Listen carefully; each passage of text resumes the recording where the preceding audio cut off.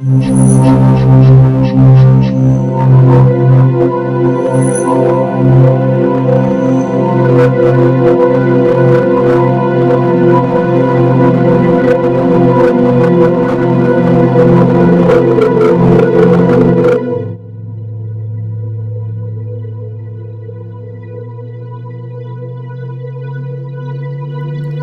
is Brian with ScreenFiles.com and Postmortem. So what we're looking at today is U.S.S. Callister, an episode of the 4th season of Black Mirror.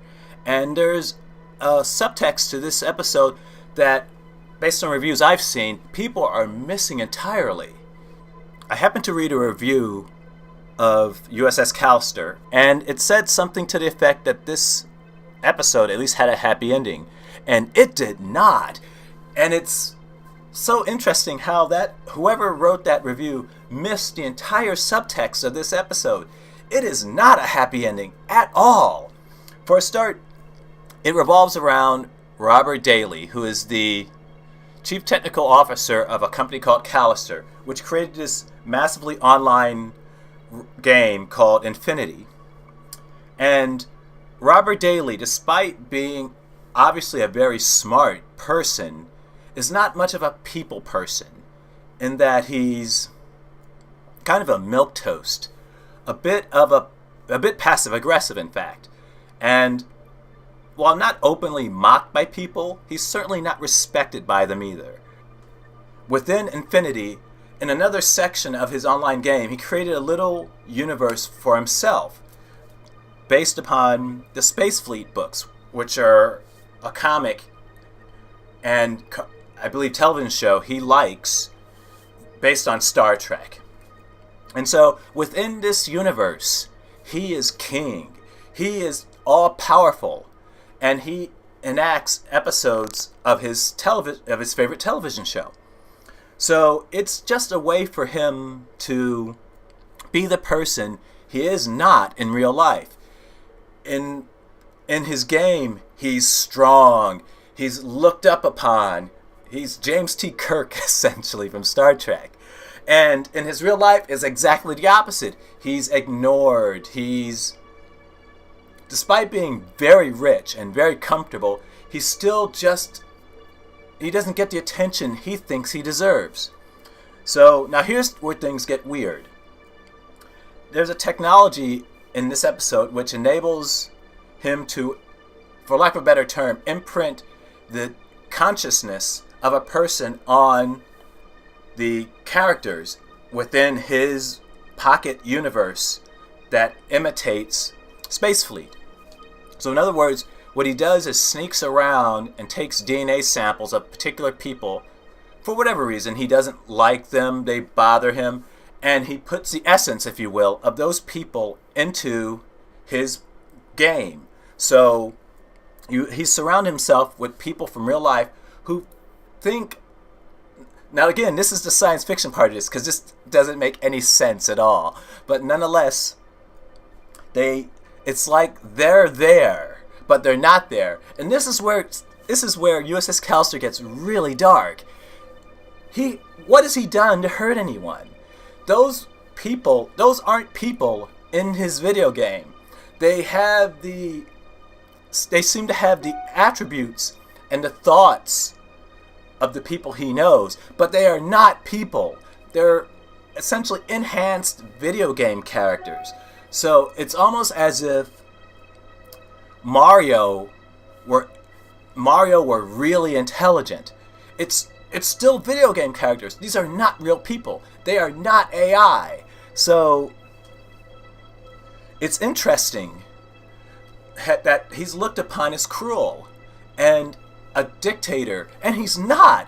He's a milquetoast.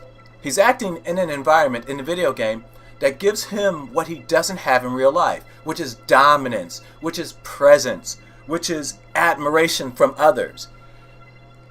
He doesn't have those things in his life, so in the video game he does. It's the reason why, frankly, anyone plays a video game. They can be what they're not. They can be aggressive. They can shoot other people. They can fight battles. They can do all sorts of things that they cannot do in real life. It's the point of a video game, in fact. There's the entertainment aspect, to be sure, but it's also that role-playing aspect as well, becoming more than you are. So, in his world, in Space Fleet, in the video game Infinity, he's James T. Kirk. He kisses the girl, he goes on these adventures, he is more than he is, and he's also cruel, mean, and sadistic. But that's okay, because we aren't talking about reality. Anyone who calls what he's doing mean has never played a video game before.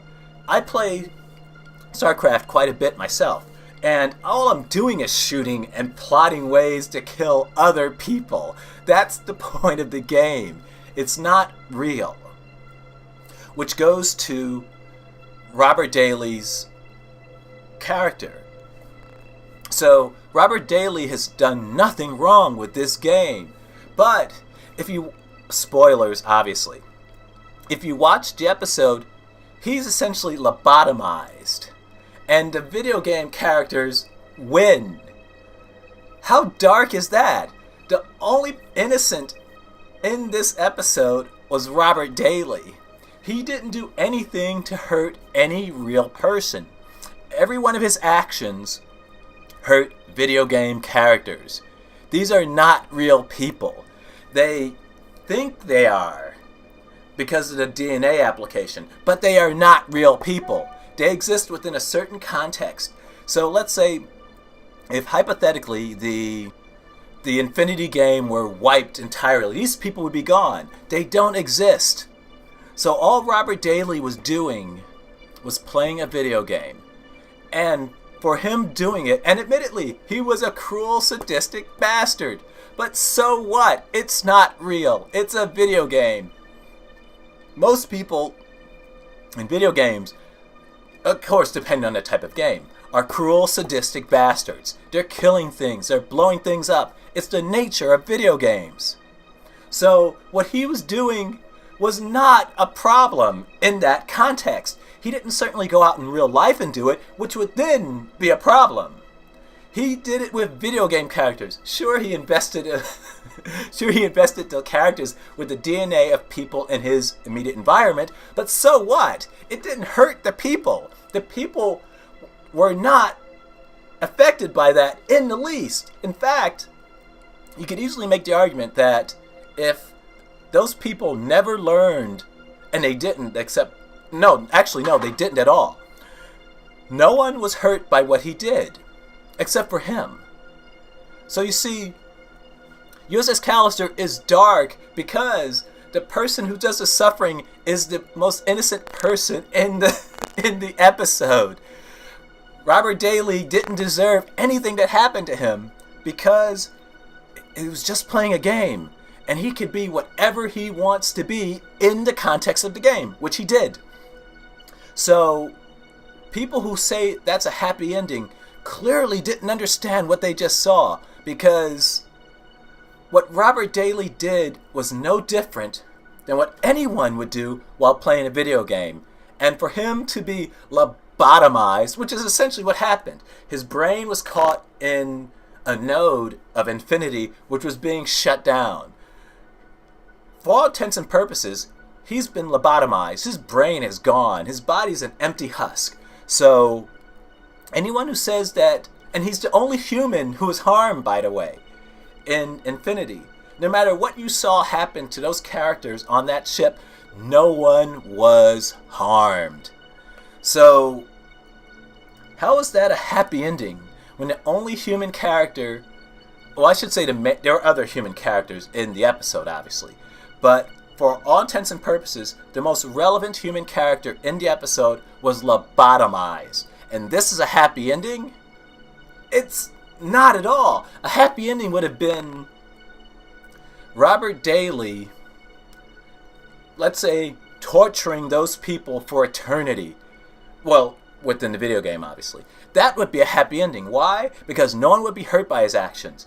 His actions were simply a way for him to express feelings and emotions in a manner that typically doesn't hurt people, and it didn't there either. So it's a fascinating episode, but clearly people just do not get it. This is Brian with Postmortem and ScreenFiles.com. Peace.